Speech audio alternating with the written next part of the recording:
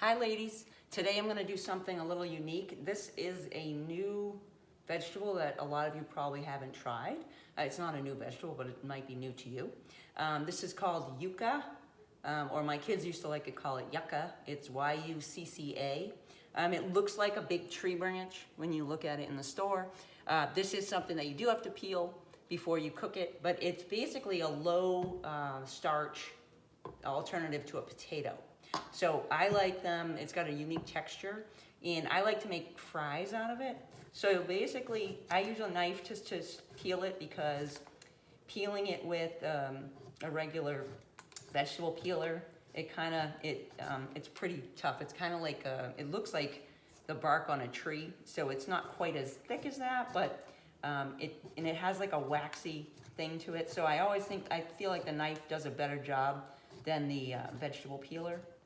So you just basically peel the skin off, this bark looking stuff, and it's a white, like a potato inside. And I won't peel the whole thing because I'm gonna do a little bit and then get some in my air fryer. And now you can do this in the oven.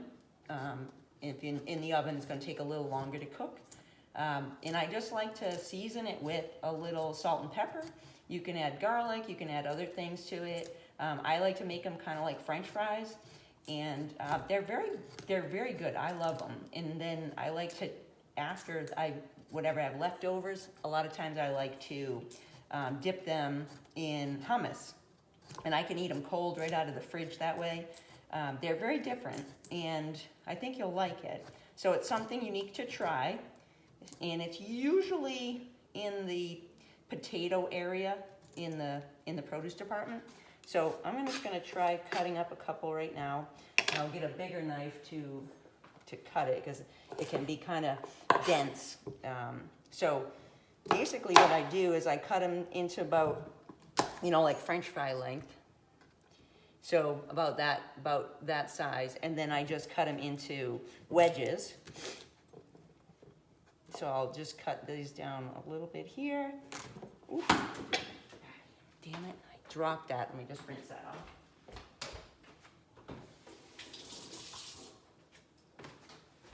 I have my tripod in my other sink over here, so, so that it's at a good level. So I just cut this into some smaller wedges, and then you don't want to make them too skinny because then they get really dried out. And then I usually spritz them with a little bit of olive oil and then some salt and pepper. So we just put a few of these on here, and you can dip them in. I don't like to dip, I don't need to dip them in anything, but my husband likes to dip them in like ketchup or barbecue sauce or something. And then, like I said, I like to eat them with a little hummus, like the next day when they're cold. Oh, I gotta get my oil. Again, I have my little mister that allows me to put just a small amount of oil on there because I don't want to drown them in oil, because oil has a lot of calories, empty calories. So you only want to use oil a little bit. You don't want to use too much of it. So again, I'm just spritzing that so that the salt and pepper will stick. And I'm going to sprinkle a little salt on there. And a little pepper. Ooh, I'm a little heavy on that. Okay. So I've got some pepper and salt on my yucca fries, and I'm just gonna put these in my air fryer for about 7 or 8 minutes, and then I'll maybe flip them over. I'll check them and see if they need to be flipped over. In the meantime, I'll peel the rest of this. And I've also, I haven't tried other recipes with this, but I know you can make a soup, and I know that there's different ways to cook it. I've had it prepared different ways at restaurants. When we went to Costa Rica, this was on a lot of the menus there. It's very, very good, and it's something new to try. You've probably seen it in the grocery store and been wondering what it is. Because like my husband always says, it looks like a big turd or a tree branch. And he makes fun of it, but he likes it too. And the kids like it. So again, I'll just cut these into fries, and then I'll put these in after the other ones are done. So something else that I would like to, I know I had somebody asking about nutritional yeast and other things to do with nutritional yeast. So I will do a little bit on that as well while we're waiting for these things to cook. So basically, nutritional yeast, you want to use that in place of cheese in recipes. You can just sprinkle it on pasta. You can use it obviously in the sauces, like I made that cheese sauce, which is fabulous. You can use it as a dip, or you can put it over pasta. You can put it on vegetables. Some of the other, you can sprinkle it on popcorn. Let me just see, I have some notes over here. Let me just look at my notes about the other options that you can do with nutritional yeast. Oh, my computer shut off. Hang on a second.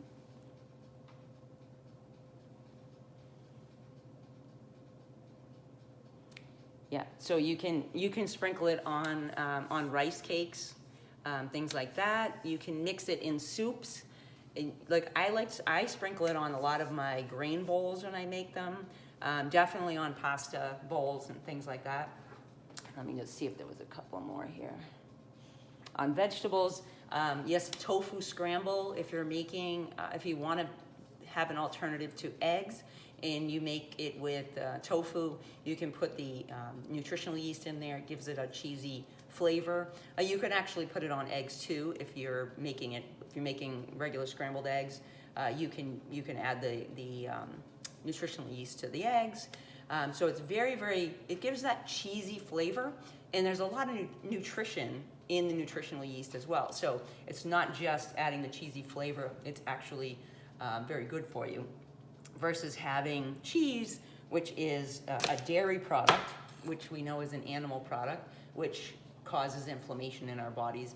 And dairy is really causes a lot of allergies and a lot of skin issues and basically a lot of inflammation. So, we want to stay away from that. So if we can find other ways to get that cheesy flavor, that's why I suggest getting a bag of the nutritional yeast. The first time I bought nutritional yeast, my bag lasted a long time because I didn't know what to do with it. I kept forgetting about it. But then it lasts a long time, so it's not going to go bad on you. It's not like you have to eat it in a week. So it can be in your cabinet, and you can use it when you want to. But if you have a bunch of recipes like I'm going to be providing and other ways to use it, you won't be sitting there going, wow, I got this big bag in there and I've only got one recipe to use it for. You can sprinkle it on tons of things when you're making different foods. I pretty much sprinkle it on everything. I made chili. I sprinkle it on the chili when I'm serving it in the bowls. I make any other kind of soup, I always sprinkle it on. If I'm making grain bowls, all those different things, sprinkle it on. So, okay, let's see if these are getting ready. And they're not. They still need a little bit more time. So, I've got more to go here, but this is just one unique vegetable that you'll find in the grocery store, and I would challenge you to try this and even try some other veggies that you might see that you haven't tried, either something you haven't tried in a long time or something you've never tried, or try cooking something a different way than what you've ever done before. So it's just getting out there and trying these different things and then finding things that you like, and you might find things that you don't like. So, but at least you try them, and just don't buy a lot. Like I bought one Yucca. It's not very expensive. I bring it home, I try it, and if you like it, then you buy it again. If you don't like it, you don't buy it. So it's just trying different things and seeing what fits into your lifestyle, and then all of a sudden you'll have some new things in your menu that you kind of can rotate. Because we all have to, it's easy to get into a routine of having the same meals all the time, and in that, because you have to. I mean, life is too busy to be doing brand new recipes every day and all this stuff. So you find some that you really like, you get the hang of making them, and you add them to your rotation, you know. And so things like the Yucca fries, I like to rotate them in every once in a while just to mix it up. And let's see, we're almost done here. Let me just see if these are done. And they're not done. They're going to have to go a lot longer. So, let me see what else I can talk about today. So, I'm going to do a recap on a bunch of all of the different strategies that I've talked about from the beginning. Like I did the other day, I did the water strategy.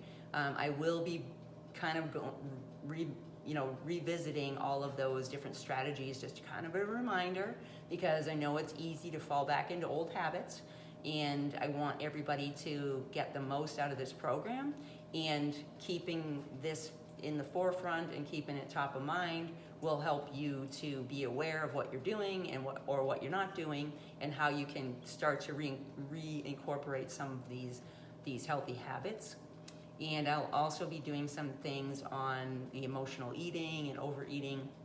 I'll be doing some tips and tricks for that, some strategies that you might be able to use to keep yourself on track, and also the holiday stuff, because as we all know, holiday time can be very tough to stay on track, and it can be emotional, and it can be draining, and it can be frustrating and stressful. So I know that it can be hard, so I want you to reach out on the Facebook page and talk about any struggles that you're having, because other people might be having them too, and we can all help each other get through that if you're having any of these struggles. Let me just see how my Yuccas are doing now.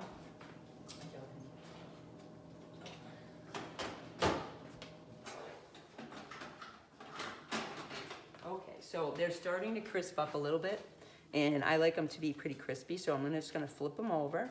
And if you want to spritz them with the oil again on the other side and add some more seasoning, you can. I think I have enough seasoning on mine, so I'm not gonna do that, but I'm gonna put them back in so that they get a little more crispy.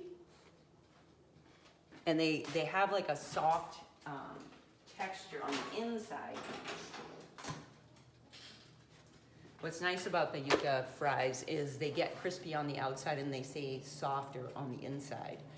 So they're very, they're unique. And like I said, they're like a French fry, but it's not as starchy as a potato.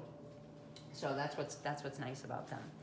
They're kind of lighter than a potato.